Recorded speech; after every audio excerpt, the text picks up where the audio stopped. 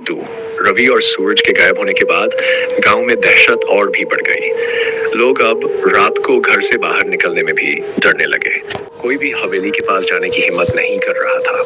लेकिन गांव के ही एक बुजुर्ग हरिराम, जो पहले उस हवेली के बारे में कुछ जानते थे, ने गांव वालों को बताया कि वह हवेली एक प्राचीन श्राप से जुड़ी है।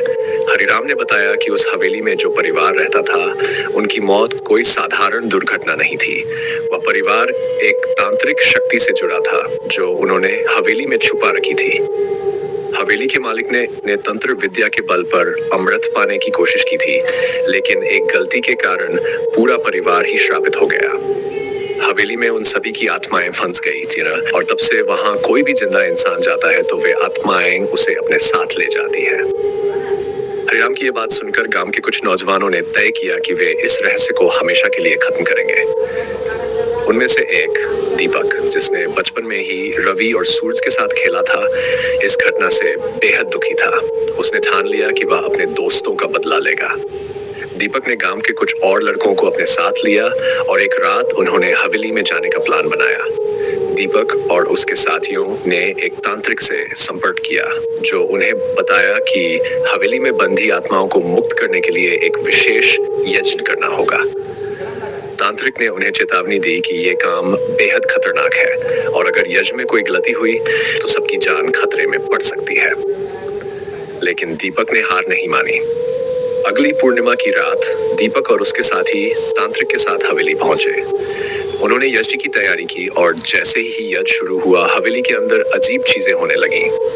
खिड़कियां फिर से खुद ब खुद खुलने लगी, हवेली की दीवारों से तेज चीखें सुनाई देने लगी और एक अजीब सी ठंडी हवा वहां बहने लगी। तांत्रिक ने यज्ञ को और तेज किया, लेकिन तभी अचानक एक जोरदार धमाका हुआ और हवेली में मौजूद हर चीज हिलने लगी। तांत्रिक ने बताया कि वह आत्मा जो हवेली पर राज कर रही थी, जाग चुकी है। दीपक और उसके साथी डर के मारे पीछे हटने लगे, लेकिन तांत्रिक ने उन्हें हिम्मत दी और कहा कि अगर वे भागे तो ये श्राप हमेशा के लिए रहेगा। जैसे जैसे यज्ञ आगे बढ़ता गया, हवेली की खिड़कियां बंद होने लगीं और अचानक एक बड़ी परछाई हवेली के सामने आ खड़ी हुई। वह वही औरत थी जिसे गांव वाले कई बार देख चुके थे। उसकी आंखें लाल हो गई और वह दीपक की ओर बढ़ने लगी। लेकिन ठीक उसी वक्त तांत्रिक ने मंत्रों के साथ आखिरी आहुति डाली और अचानक हवेली में एक भयंकर आवाज गूंजी। वह परछाई जलने लगी और कुछ ही पल में गायब हो गई।